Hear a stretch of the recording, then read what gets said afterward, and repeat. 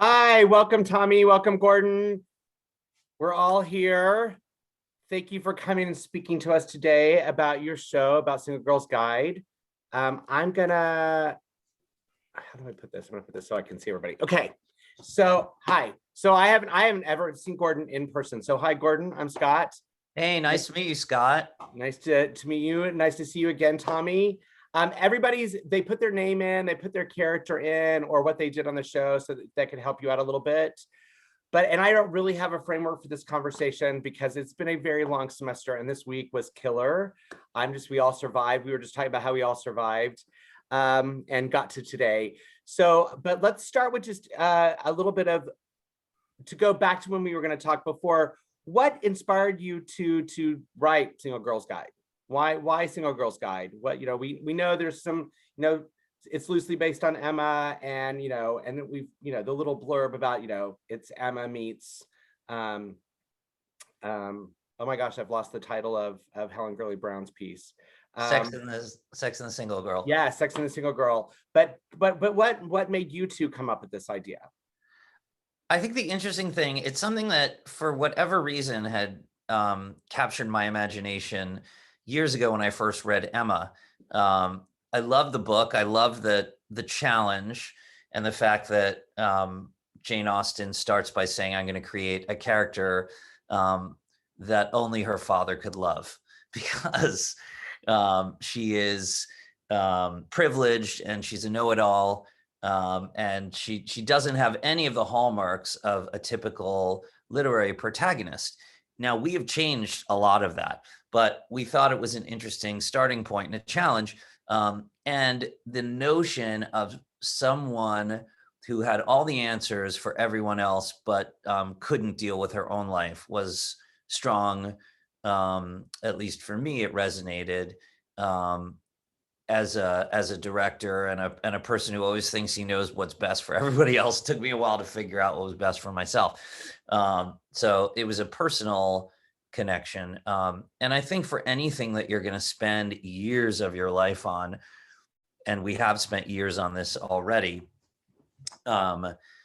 you have to have a sort of a personal connection and something that will serve as a well to go back to for nourishment when you are feeling uncertain, or less fueled, less excited, tired. You just want to watch Netflix or have a beer, or just disengage from theater altogether and work. But knowing that there is this reason, this personal reason that once inspired you, is something you can always access. And I know for myself, I frequently even just write little blurbs, little quotes that are inspiring to me. And some people have vision boards, some people listen to Sweeney Todd, whatever it is that gets you going, or Taylor Swift or Jay-Z, or what. There's something that's gonna be inspiring to you, and that will be nourishment and kind of what I think of as like rocket fuel for creativity, because you feel like, as is so often the case, the lessons or the things that you're writing are things that you usually need to figure out yourself. And just like teaching, I'm sure, Scott, you can attest to this, and Tommy, most of the time, at least when I'm teaching, I find myself articulating things in a new way, in a way that is equally helpful for me personally, even as you're speaking to students or pupils or people who are there to listen. So that's a long way around of saying, at the heart of Emma, I thought it was interesting that she was someone with a lot of ideas for everyone else, but didn't have a clue about herself. And Helen Gurley Brown's story always fascinated me because she was, as a proto-feminist, she had enemies on both sides, on the right and the left. Feminists thought she was doing them a disservice, and conservative anti-feminists obviously were scared of her. So she was very much swimming alone, And interestingly, you know, when she wrote Sex and the Single Girl, she was married, which I thought was interesting too. It's not a part of our show, but she had already married this guy, and much later in life than normal, not normal, well, at the time than was typical, um, and never had kids, because I think she was over 40 when she got married, and came from the South, much like Tommy Newman. They both come from the South, and made her way in New York and created. She was her own greatest creation, and I really enjoyed that. So there are elements of both that went into this, and even the time period. You know, 1964 is just a magical time musically, and kind of just before the rest of the country got on board with a lot of the things she was saying, or not everyone, but at least Right. a large part of the mainstream. At least, you know, people started to understand. Um, and the idea that Helen Gurley Brown went in and took over a women's advice magazine that was written by men, Cosmopolitan, is crazy. For the first time, she was like, well, maybe as a woman, I can give advice to other women and I can write about things like sex, openly, and not be ashamed of it, because we're people, and and the world was so conditioned to think that there was something inherently awkward about hearing that from a woman. Um, so those were, you know, just a few of the many things that I found compelling personally. Um, and Tommy, you know, was the first person I called, just because his music, he's like, you know, Tommy's like the Marvin Hamlish of our generation. He just like literally opens his mouth or puts his fingers on a keyboard and a gorgeous tune comes out. Um, and and I That's think, real sweet. I'll take that any day. anyway, Tommy, you can continue talking about. No, I mean, yeah, when Gordon brought the piece to me, I was very excited about it, because I love that mid-century aesthetic, and the music of that era. Definitely, it was something that, you know, it was my dad's generation of music, and so I grew up listening to all of his music, and was very taken by that, and also the aesthetic of television at that time. I think it's really funny now that, like, for my childhood, which was largely spent in the 80s and the 90s, um, it is the same distance for me now as it was for my dad. The 60s were for my dad when he was my age. It's like that was 30 years ago for him. Now it's 30 years ago for me. And I'm just like, wow. So I understand why I was so steeped in that kind of music as well. But yeah, it was a pleasure to work on it. And it was really fun to watch your production, because just seeing how well the book worked, and what Gordon did with the dialogue and with the characters, it just and you guys brought it to life so beautifully. Well, thanks. I wanted to talk a little bit, because to tie these two things together, what something Gordon just said, and also, you know, some things that you've said. And thank you so much for the beautiful email. I did share that with the students. But I think that for me, it's interesting, because I do think that even though y'all reshaped the Emma character to be a little bit more likable than the Emma from, you know, Jane Austen, I do think it's the one thing that strikes me every time I go back to this piece, and actually struck me once, you know, Angie and I were, you know, putting it together, and Angie was editing it together because we'd done some things out of sequence, and I was able to see it again the way I had read it. I was struck with the fact that, you know, you've got these three single girls, but they're all in very different places. Emma does not want to be partnered. She, you know, she wants to be independent. She's not looking for anybody. Dee Dee is partnered and is only interested in getting married. And you've got Harriet, who's desperately single and really, really wants Martin's attention and really wants to be partnered up. And the end of all of this, you know, Emma spends all this time trying to reshape Harriet, but Harriet gets what she wants. She gets to be with Martin. Dee Dee understands that she needs to be alone and figure herself out and kind of go her own way. and the inference is that Emma's going to be with Knightley. And, you know, and that they are going to find some sort of, you know, futuristic partnership, whatever that might be. So I thought it was interesting. Those three women are fascinating to me. And our big reason, I mean, I've been wanting to do this since I saw it in 2014 at NAMT. And I've never had the right group of students, and it's never been the right thing, or there's never been a professional setting that I could hit you guys up for this. So it finally came up that it was appropriate with the student talent I had, but I was concerned about, does this kind of satire, does this kind of humor work in 2020 the same way it did even, you know, just a few years ago? Like a few years ago, no problem, but does it? And I don't know, the feedback I'm getting from both students and adults is it was nice to laugh, and it was nice to look at themselves and look at this part of the world, and look at kind of the complications of love, and thinking you know what you want, only to discover you want something else. So I do think it was enjoyable to get to work on something like this. And the students could speak to that themselves, but that was my ultimate goal. But I love the three women and the journey, the arc they take, and how they start in one place and they all end up, with the exception of Harriet, in a completely different place than they expected.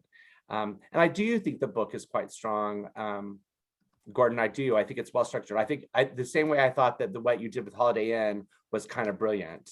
Oh, wow. Thank you. Well, I mean, Lo Taylor is a former student of mine, actually. No way. Yes. So she was my student when I was a grad student at Towson University. She was Lauren Feldman then. She was my Poopsie in Pajama Game. And then she did Limber Baby Kidnapped with me when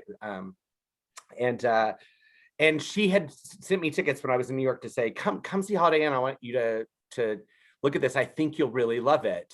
And Lara Teeter and I went in a snowstorm. I remember it was a snowstorm. Oh, Lara Teeter. Wow. Yeah, and we were like covered in snow, and we were late, and we were dripping, and we ran in, we were on the floor.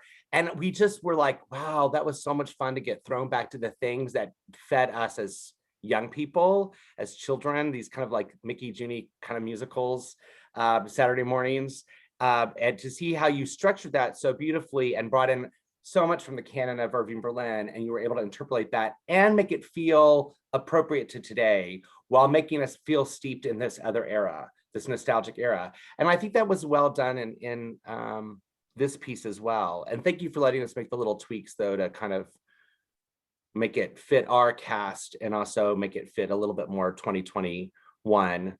But yeah, so those are some things. Talk to me a little bit about that. Talk to me a little bit about, as writers and in a collaborative thing, I really would like for the students to hear about how y'all collaborated. So did you do all the writing first, and then you threw it at Tommy, and Tommy musicalized? Did y'all talk about what you would musicalize, what you thought should be songs, what you thought should be dialogue?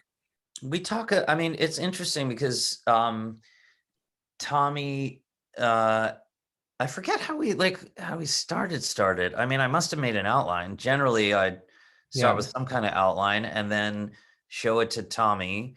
And then he tells me what he likes and what works for him and what he has questions about. And then we go through it. I mean, I'm just starting, like the shows that I'm working on now, I'm pretty much doing the same thing. It's even more codified now because The Single Girls Guide was one of the first shows I wrote. It seems like the hardest thing is just to get something on paper from nothing to start telling a story. And as you know, writing is rewriting. So it's just over and over, like continually going back to it and saying, how do we make it better? How do we look? I mean, I look at it now and think, oh my God, 6 years later, if there was I would write the whole thing differently. I'm just a different person. And I feel like my goal is always to go for an even finer level of detail in looking at the quirks of human behavior, right? Because I always feel like our job is to hopefully shine a light on the crevices, nooks and crannies, the contours of the things that we see every day, but we may not talk about or realize. And that's what gives you that little frisson of excitement when you see something on TV or on stage. A musical has sort of other great possibilities and other challenges. But in general, the overarching idea, I think, is to somehow capture something unique. And that's why when people talk about trying to avoid cliches or tropes, that's like a bottom line thing. You don't want to write the first idea. That said, I think the more you write, the more you get past all of that. You keep looking for finer details, finer details. It's why, every show on TV used to have like a very similar looking family and similar looking issues. And now we're looking for new stories. We're hoping for the nuance, the new perspectives, and the new things that people didn't necessarily talk about before, whether they're uber private or things that seemed arbitrary, or seemed like they would somehow be of less interest. And I have to say, it's the same muscle that you're using as actors, because as you craft a performance, even though you think you're just being interpretive, you are also being generative, because what we as writers and directors are hoping you'll bring is your artistry and your invention and your sense of storytelling and magic, and which is not to just say walk in and rewrite the show, which a lot of people like to do too. But your responses and ideas are super valuable, whether it's questions about what's actually on the page or ways to yes and that, to augment it and deepen it and enrich it, and grow what I call deeper roots, not necessarily more branches, but deeper roots that are gonna bring more truth, more resonance, and more emotional clarity and effectiveness to the piece. Awesome. Well, I wish we'd had more time. I'll be honest with you. We need more time for music prep. We need more time for choreography cleaning. We need more time for actual like working on the scenes.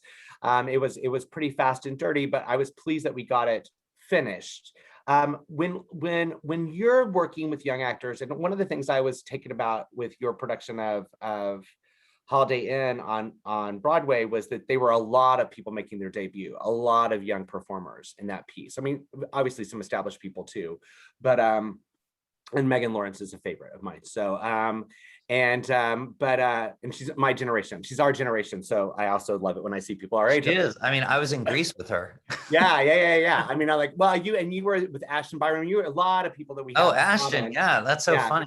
A lot of people that we have in common, because we're from the same generation of New York City and acting.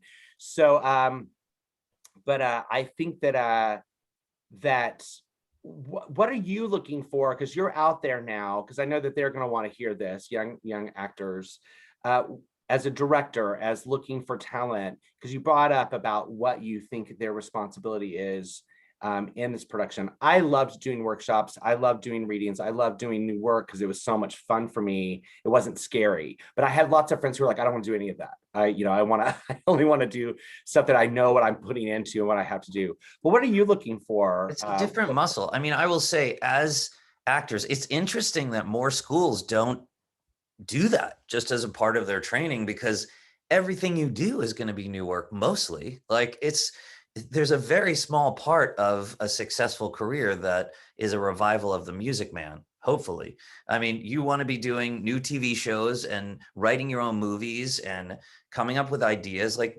this is a time where the barriers to entry for you to get your work out there are so low.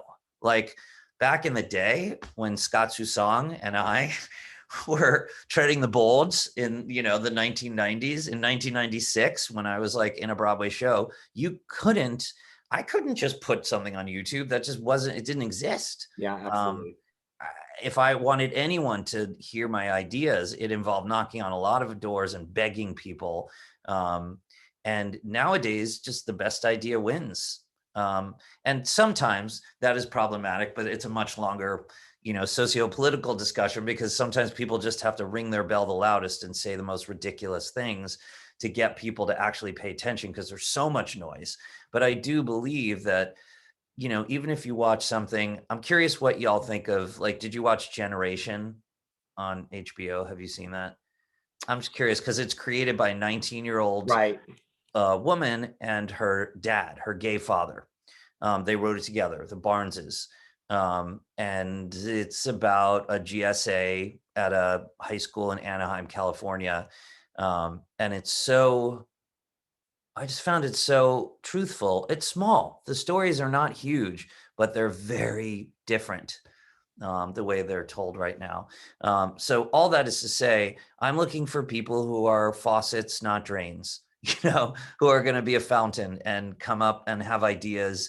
And like you said, not operate from fear, right? Because most of the time when there's an issue in the room or in a lot of places, people are fearful that they're out of ideas.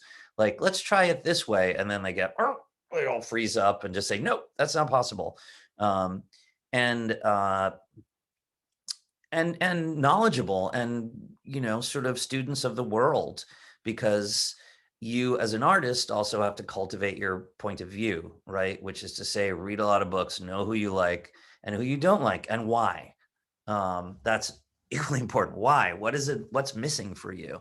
And start writing your own stories. Start writing stuff. Get it out there, because that is an opportunity you have, and it's the way that you can make your own career. I know a lot of people who have done that, who have like taken matters into their own hands and just wrote their own movies, wrote their own songs.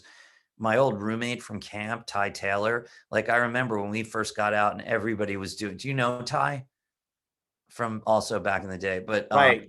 everyone was doing Broadway shows and he did a couple, like he did a few, and then he was like, forget that.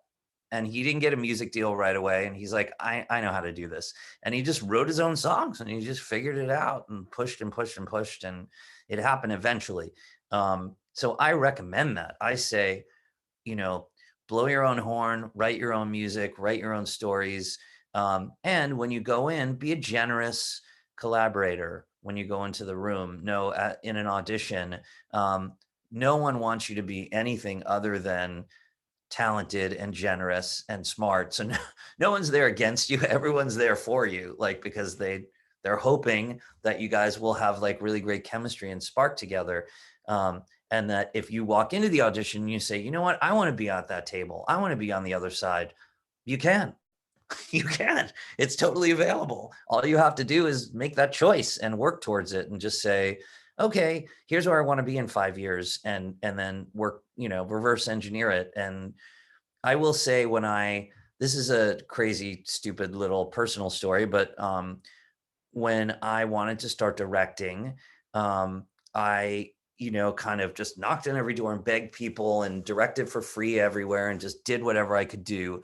And eventually I got an opportunity to do a show, but it was like 6 months away. It was a small play, and I was probably going to make, this is almost 20 years ago now, like $3,000 total. Yeah, and I knew I'd about be right. working for 6 months on it.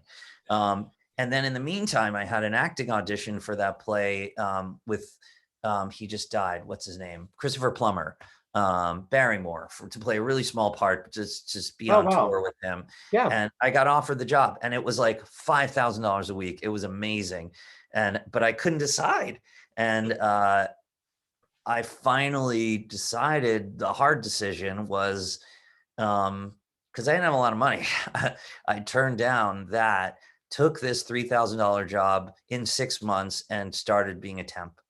And I just sort of made that hard decision, and I'm like, you know what, I'm gonna figure it out. And that temp job, by the way, turned into a company I've run since, called Broadway Teachers Workshop. I don't know if you've ever been to it, Scott, but I haven't, but I've heard about it. Yeah. It's for mostly high school theater teachers, some middle school, some college, but you're probably too advanced for it. And they come to New York and do this like professional development thing, and I love it. It's something I thought was just going to be like a temp job, and then I kind of developed it into a thing, and that became an important part of my life, but enhanced when I direct in London or write TV shit. Like I also love making a challenge for myself. So I like to, sort of learn new things. And Am I getting boring? I feel like I'm just No, talking. no, you're great. I'm going to steal, actually, Gordon, I'm going to steal that. I love that. I'm looking for a faucet, not a drain. So that will definitely be a new catchphrase I will use, because that is memorable. But Yeah, I really made it up inspired by certain family members, but that's another. Tommy, what are you looking for when it comes to musicianship and that side of it when you're on the other side of the table? In terms of casting, I mean, it's sort of the same idea. You want to find a singer who is able to bring something to the role that perhaps you didn't envision. I certainly find myself being open-minded when it comes to voice types and stylistic inflection and that kind of thing. I really want to hear someone who has a fresh voice, who sounds like them and is not trying to sound like somebody else. So a sense of originality and being able to bring something to the part vocally is very important to me. Well, that's also a big change, because I think for a long time, everybody or a lot of schools were trying to turn people into sort of tofu to make you as malleable as possible and make you sound like everybody else. But now we're seeing that that's not, what people actually want. And what you want is to find out what is the most you can be, which is frequently the thing that you think is your greatest liability, the thing that makes you weird and a freak and unlovable or whatever, or makes people are going to be scared of. That's the thing that is going to be your greatest asset. Whether it's that you think, because I have an accent, or I have a stutter, or I walk funny, or I'm not cool, those are the things that you'll get hired for. In fact, I used to, now that I need glasses, I don't really love wearing them, but I used to have fake glasses that were like my Dumbo's magic feather. And I'm like, the only way I could ever get a job is wearing my fake glasses, because my name is Gordon Greenberg and I'm not tall and everyone just assumes I'm a nerd. So I just got to play into that. So I just controlled the narrative, and I'm like, okay, that's what I am. You need a nerd? Here I am. And it worked for a while, until I was sick of playing nerds. Oh, I was sick of playing like 16-year-olds when I was 32. And so I understand that. Hey, but before I turn over to the students asking you questions, and I'm sure they have some, what is your favorite part of Single Girls Guide? Often we talk about things, especially when you're workshopping something or working on something, about what needs to change or what we would fix or what we would, like, does this need to be here? Are there too many solos here? Where are we placing things? How does the arc work? But what are the things that you like about it? What are the things that when you watch it, you go, I still like that. That's delightful to me. Well, I'll talk about Tommy's stuff that I love. I love Elton's song, not Elton's song, sorry. Well, I like Elton's song too, but I love Knightley's song. Oh my God, what's it called? Without Her? Yes, I like Without Her as well. I love that song. And these all have like different memories from like Dallas theaters, like from different places where we worked on it. But that song always resonates for me. It just feels like a great song. Like it should be Frank Sinatra should have recorded it. It's a really good classic song. And I always loved the scene between Harriet and Emma after the black and white ball in the rain. Just I like that. It's always like killed me. So those were two of my favorites. I love the line where she says, but where she's talking about how she doesn't want to be the center of it. She just wants what she wants. She just wants that normalcy, that thing. It's so sweet. Well, that's why, Harriet is the Adelaide of our show. Yeah. Oh, absolutely. She's the audience favorite. Yeah, absolutely. Olivia, who plays Emma, and I had a conversation. She's like, I really don't think Emma's the lead of the show. I really think it's Harriet. I said, Harriet's she's the heart of it. She's the thing that you really focus on, whether you realize it or not. It's the same. It's very much like, weirdly, like Guys and Dolls. Yeah. I realize, because technically Sarah and Sky are the leads of Guys and Dolls. They're Absolutely. the end of Act One. They're the love, whatever. But it's not as juicy and funny and instantly connectable as Nathan and Adelaide, or in this case, Harriet and Martin. oh my God, Martin. What's with my brain? Sorry. No, it's fine. Believe me, I understand. What about you, Tommy? I really like the character that Gordon has created in terms of the father, Emma's father. And I really enjoy that song. I thought that you did a really lovely job with that in this particular production. Yeah, I like that. I like that whole moment for Emma. And I don't know. I also really like the top of Act Two, the top of the world sequence. I do too, Right. but man, Yeah, we butchered that music, so I apologize. We just didn't have time to fix it. We are very aware. I was just like, we're just gonna have to live with it, guys. it's hard. It's hard. So, yeah, that was one of the first pieces that we did because I knew it was going to be a little difficult. So we just needed one more day, and it would have been fine. That's good to know. You know, the running joke that my students, you know, is I'm a single father. I have 2 kids, but my son is in the Navy, and he's 22. So for the last 4 or 5 years, it's just been me and my daughter. So I have this tendency, without realizing that I do it, it's a subconscious thing. I pick these pieces that always have a father-daughter, and the mom is always dead. So, and I was like, you're perfect for Disney. You're a walking. Yeah, I know. Disney loves killing off the mom, loves it.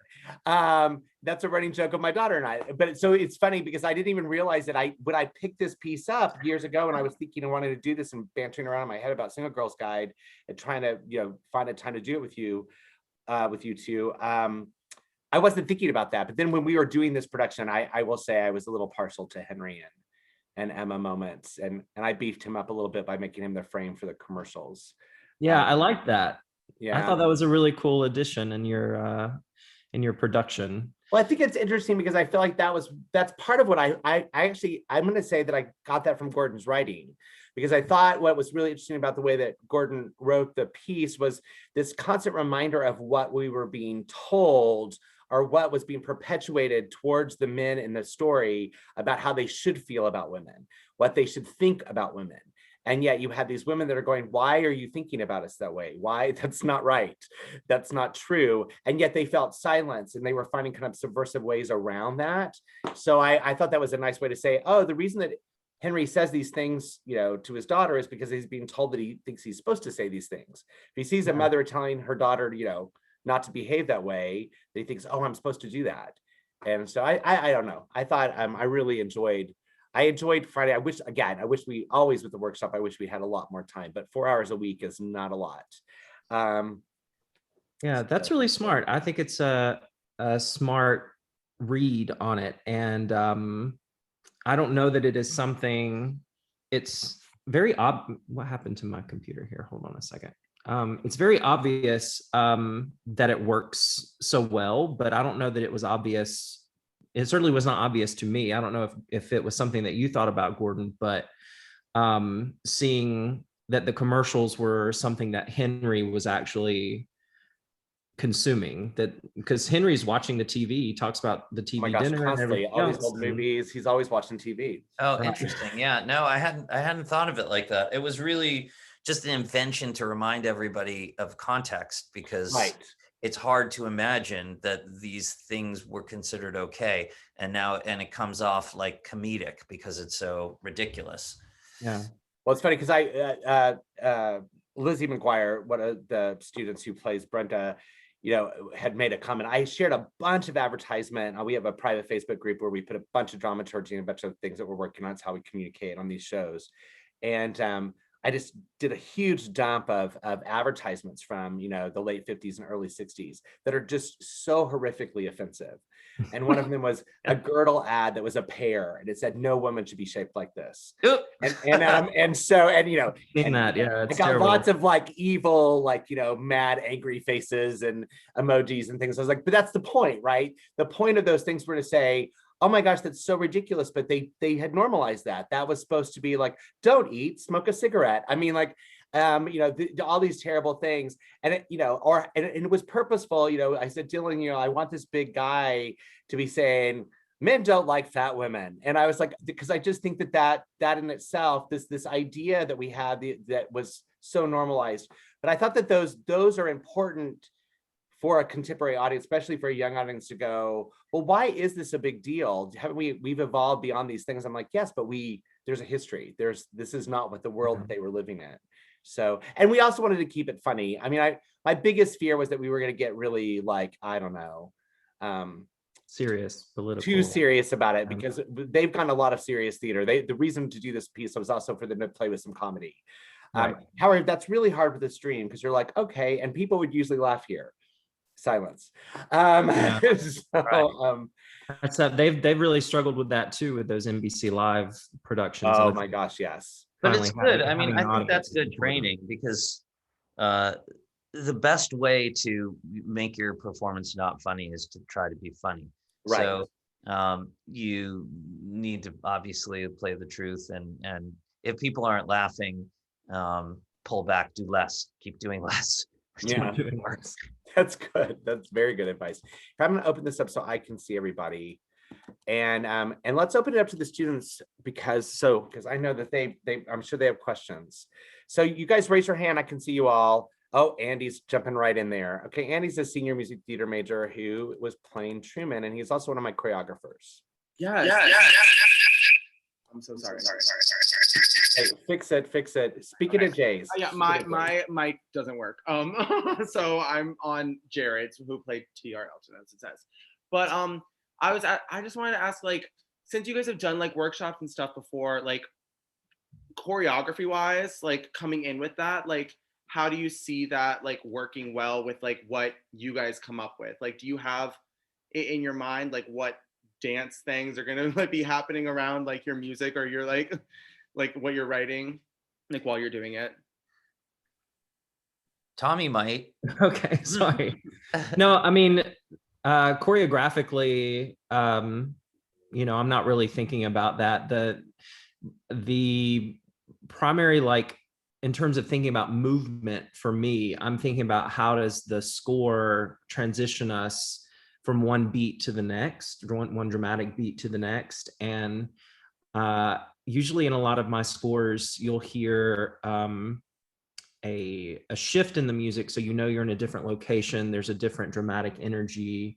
And we try to, and Gordon and I talked about this very early on in our collaboration, because we both have a similar aesthetic in terms of like moving the story along so that it feels almost like a movie. You've got these moments of transition, and there's no way you can make those moments of transition happen in a contemporary musical without having some sort of choreography that involves like the ensemble dancing across the stage and leaving people behind, and that's how you create the next moment, however that might be. That's a rudimentary example, but yes. So insofar as thinking about transitions and how the story moves along dramatically, I'm not really thinking specifically about choreography because I cannot dance to save my life. So I thought you did a really nice job. I loved the movement was very period specific and yet still was fun and kept the story moving along. So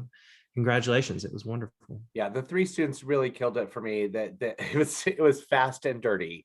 I was like, okay, we have 5 minutes. Let's figure out how we're going to do this. And so I will say, I did have a question about that as well, Andy, that I'm going to follow up on that, because I actually, one of my biggest problems with very young writers, which a lot of times these workshops are with people that are, right out of that, NYU grad program or one of these programs, and they're writing their first show and they're in their 20s and they are writing a lot of movies. And I'm like, that's impossible. I can't change that person's costume that fast. I can't like blink and we're in another whole entire setting. I don't have a Broadway budget. Everything's not mechanized. I'm like, kids have to pick it up and carry it off. This is really hard to do. So a lot of times I'm trying to slow down. I thought that this did move very filmically, but it gave us space to make those transitions. And I did think the music dictated it. I thought the music and the storytelling was very clear to be like, and we're moving. We played a little bit in the opening of Act 2 about the storytelling there, and we made some different choices than what were in the script. but it also was still dictated by what was happening in the music that we thought fit. Oh, now we're here, now we're here, now we're here. And that actually I thought was kind of lovely. It made it easier for us to do than we find a lot of times with, and that's also because this musical, y'all been working on it, you know, off and on for 10 years. So it's really gotten shaped. It's much more evolved than most of the pieces that we do in this class. But I thought that was good. So the fact that you're saying that you don't think about, I mean, do you think at all about like, oh, this could be told through dance versus it being spoken or it being sung?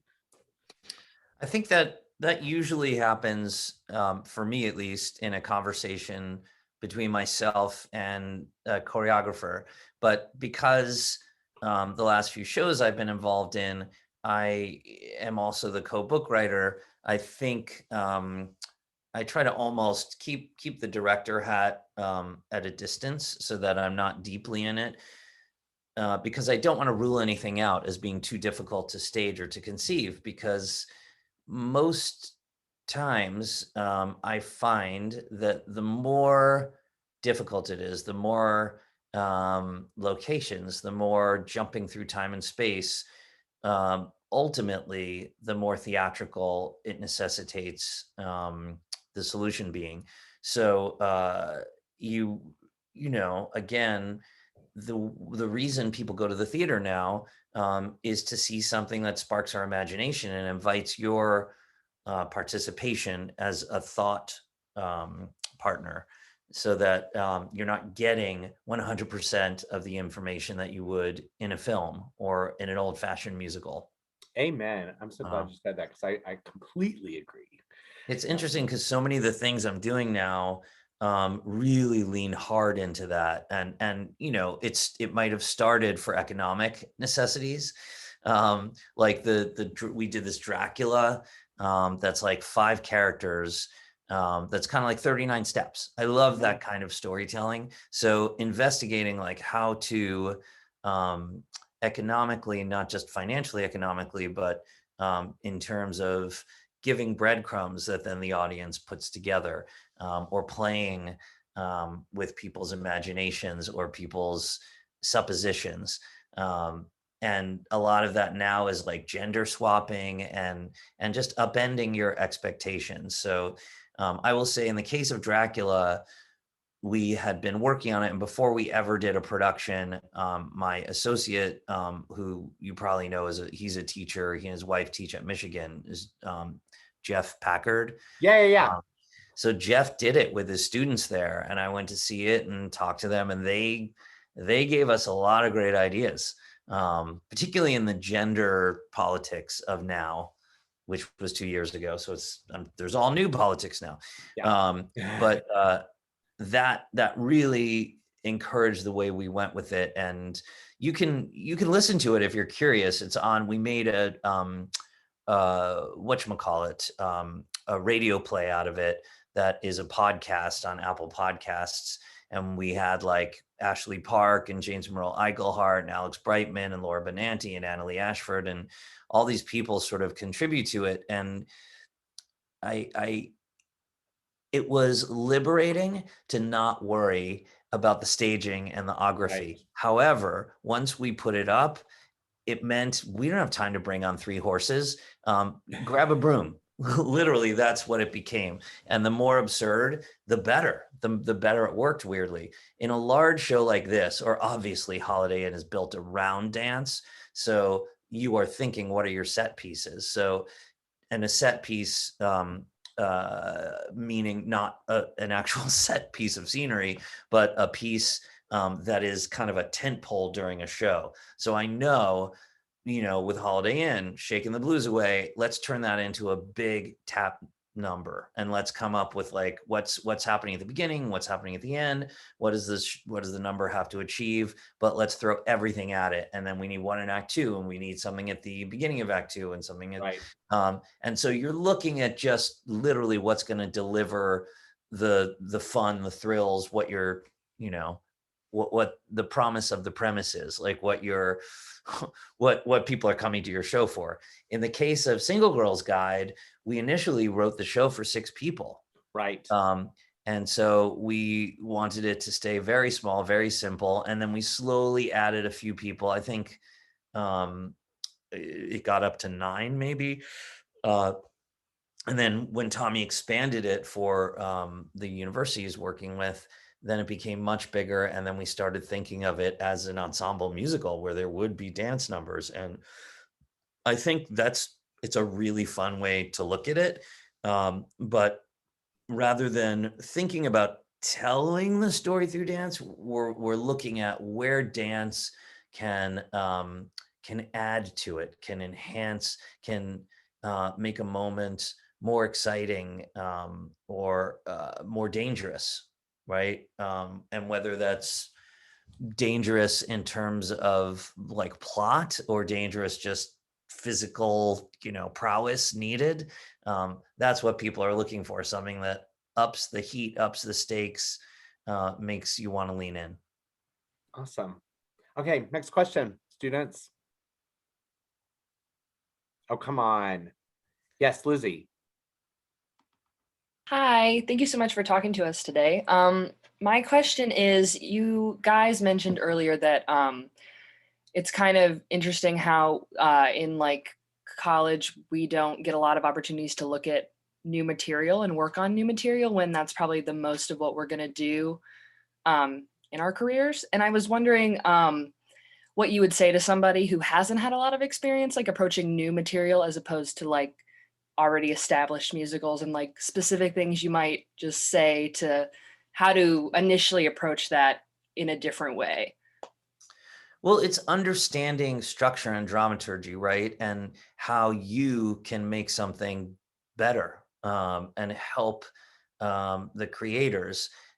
So there is definitely a place for learning and understanding all the great or even good works of art that have come before, from Shakespeare to August Wilson to Hairspray. Like you want to know everything and understand what worked about it, and that gives you at least some foundation with which to look at new work which is in development, and understand the patience, the leaps of faith that you need a lot of times, because like I said, it's hard to remember, but writing is rewriting, and any version that you're looking at is most likely not the finished version. It's going to have many, many more iterations. So there are places where you will be called upon to fill a pothole of logic, and that's where we need Lizzie's creative brain to say, oh, this doesn't really make sense because we haven't discussed it yet, but I'll just assume that he sent her an email, or I'll just assume that blah, blah, blah, blah, blah. Those kinds of conversations are very helpful to me as a writer when they come with the collaborative generosity of spirit that I think is derived from doing a lot of new works, and the understanding that you're, a collaborator in its development. That's my thought. Tommy, as a university teacher, probably has his own ideas about it.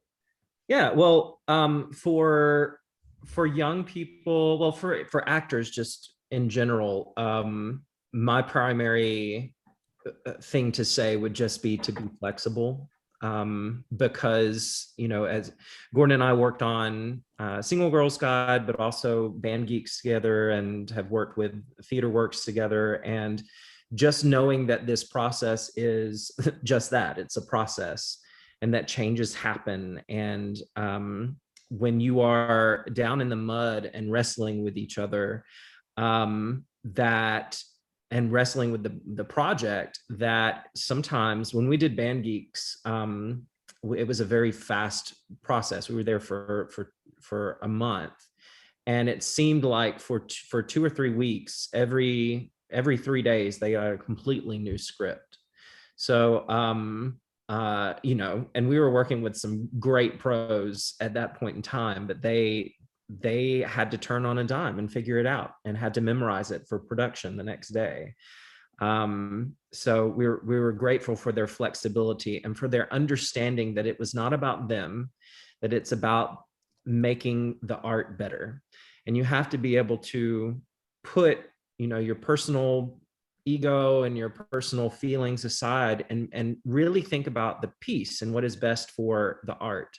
And sometimes that is hard to do, because it's not ultimately, it's you're making a baby, so the baby has to be good.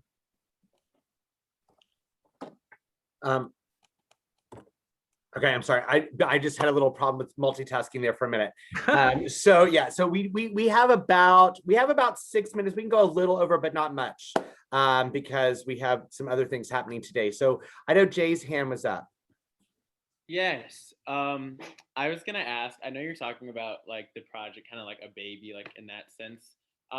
My question is, how do you know, as like the creators of this, or just of other shows and stuff like that, how do you guys get to the point where you're like, it's done, like it's finalized, like this show is what I want it to be? Like, how do you?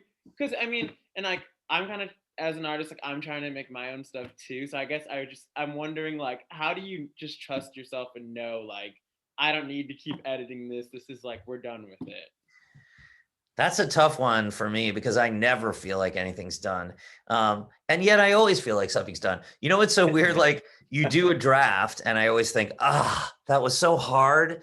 And it's probably perfect because I worked so hard on it. And then you go back and look at it like 3 days later and it's like someone else wrote it. And that's a good feeling because it's like, wow, where did this come from? But it's also like, you'll have a lot of notes for yourself. So you'll be like, this could be funnier. This could be more higher stakes, more intense. This is so fake. I don't believe this moment.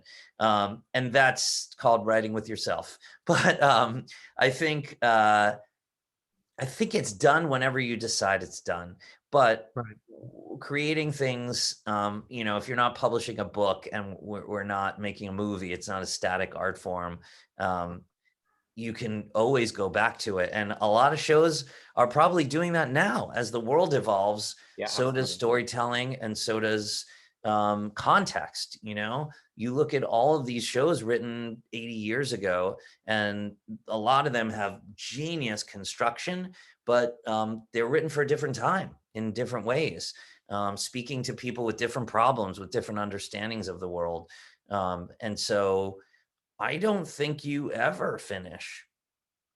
Well, I think it's going to be fascinating. Look at Book of Mormon and how they've committed to rewrite it before it reopens, and that's when has that happened? Like while something's still in its initial run on Broadway, the world changes and they think they need to take a look at it. I mean, yes, Les Mis reworked itself, but that was time and unions. It wasn't so much about trying to say like maybe we need to look at this a little differently. I think it'll be fascinating. But I think that's good advice, Gordon, about, it's you're finished with it when you say you're finished with it, and that you can always come back to it. Tommy, you were going to chime in? Yeah, I agree. It's never really finished. I don't know who, this quote has been attributed to many people over the years, but to say that, great art is never finished, it's just abandoned. And that was me. I said it. You said it, yes. But musicals are never finished, they're just abandoned. And you have to decide, it's really your line when you're done, because sometimes put a fork in it, like I couldn't possibly write another song because I'm just exhausted with this and I've got other things on the plate and whatever it is, it's really just your line. And it might be that line changes in a year, it might be that line changes next week, but you have to wait for the muse. I'm sorry that we're running out of time. Let's do one more question, one more student question. Who's got a question for Tommy and Gordon? Matthew Fecco. Hi guys. I was gonna ask Tommy, we might have talked about this on our past Zoom, but what was some of the influences for the music that you wrote for the show? Oh yeah, lots. I could probably go through each one, but the thing is, like when I was writing it, I wasn't thinking I'm making a pastiche of that song. It really just kind of creeped in subconsciously. And then because it's so funny, even looking at Harriet's song that she sings down, it's like a very similar melody to what's that song from Breaking Up Is Hard to Do? Gordon. Which one? Da, da, da, da, da, da. What do you get when you fall in What love? do you Oh get? yeah. Fall in So love? so That's Very Burt Bacharach. similar. Burt Bacharach. I Yeah. absolutely was not thinking of that song when I wrote it, but it creeped in there subconsciously. Just like I was telling you, Henry's song, Plant a Tree for Your Tomorrow, that stupid Arbor Day advertisement from the 70s or whatever, creeped right in there. And the final song of the show has elements that are very similar to Motown, Diana Ross. You know, it's like there are all sorts of influences in there that Oh, You we're Can't not Hurry in- Love. Can't Hurry Love. Yeah, very similar. So yeah, it's all over the place.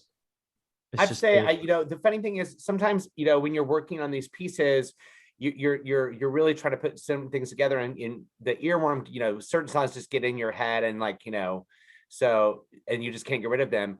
And the final song, the finale, ended up being this like unexpected earworm for me. Like I just never stuck, it never stuck. And then we went to re-record it so we could film it. And suddenly that's all I've been singing in my head. And I've been thinking about how topical the lyric is. And particularly with our color conscious casting of what it means about, like, you know, making choices for yourself and not about social expectations. So I thought there lyrically, if you took it out of the context of Single Girl's Guide, it's a very contemporary lyric about love, and about love can find any form and can be with any person and can be anything. So it had a relevance to me as Angie and I were working through the edit, as she was editing for me, and we kept on to watch things over and over again. I was like, oh, this lyric is really, this is a very contemporary lyric. This is a good lyric that makes this song really usable today. Thank you. Well, Thank we you very are much. unfortunately at time. I'm sorry, but I have a daughter who's going to be inducted in the National Honor Society, so I have to. Congratulations. And so thank you, Gordon and Tommy, for being so generous. Thank you for letting us do the piece. We really appreciate it. I think the students, as hard as it was for us to put this together during COVID, I think we'll remember this time, and I think they all got something out of it. It was a lot of hard work, but what it really did, I think, teach them is to be a faucet, not a drain. To really, really understand that their job was to make the work as best as they could. And it's going to be a charmed experience, I think, for us when we look back at it. Don't want to slip down the Yeah. drain. Do we, Sharon? So thank you again. And why don't y'all unmute and let's give them a round of applause. Thank you. Yeah. And we will look forward to more work from both of you. We're keeping an eye on, you know, Sweet Smell Success and anything else, and what you might be doing with the Germans and Frank Wildhorn, Gordon, and Tommy. Yeah, I'm real interested in some of your other projects that are coming up, and exposing the students to even more of your songs and your work. And thank you again for letting us do Single Girls Guide. We really appreciate it. Thanks, guys. Thank you guys for doing it. You're Fantastic. You're all terrific. Thank you. Thank you so much. Everybody take Bye. care. Have a wonderful Sunday. Bye-bye.